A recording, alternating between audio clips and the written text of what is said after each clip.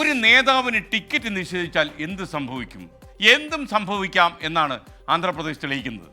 Telugu Desam party ഇന്ന് സ്ഥാനാർത്ഥി പട്ടിക പ്രഖ്യാപിച്ചപ്പോൾ അനന്തപുരം നഗരസഭാ chairman JC Prabhakar റെഡ്ഡിക്ക് സീറ്റില്ല.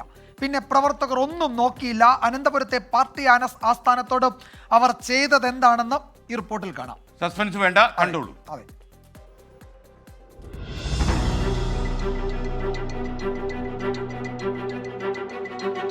JC Prabhakar റെഡ്ഡിയുടെ അനുയായികൾ എന്തും ചെയ്തു കളയുമെന്ന് നേതാക്കൾക്ക് അറിയാമായിരുന്നു. അതിനാൽ ഗേറ്റും വാതിലും പൂട്ടി സ്ഥലം വിട്ടതാണ്. ആദ്യം ഗേറ്റ്, പിന്നെ വാതിൽ.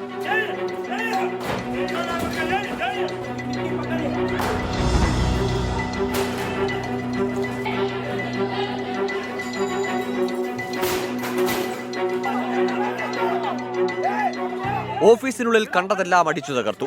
ഒടുവിൽ പുറത്തൊരു ചിതയും.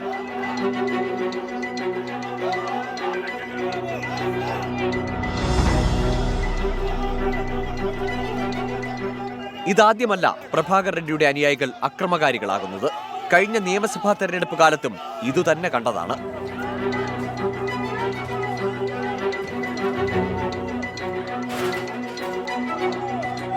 Election desk 24.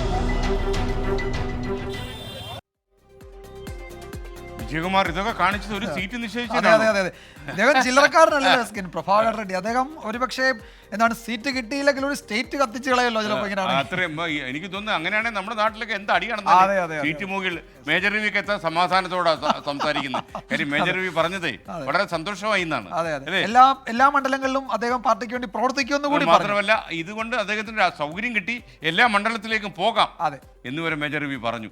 ഇത് ആന്ധ്രയിൽ വല്ലതും ആയിരുന്നു എന്റെ മേജറെ എന്ത് സംഭവിക്കുമായിരുന്നു. തമിഴ്നാട്ടിൽ ഒരു സീറ്റ് കിട്ടാതെ ഒരാൾ ആത്മഹത്യാശ്രമം നടത്തി പിന്നീട് അദ്ദേഹം മരിച്ചു. ഒരു MP, സിറ്റിംഗ് MP. അതെ. DMK. അതെ.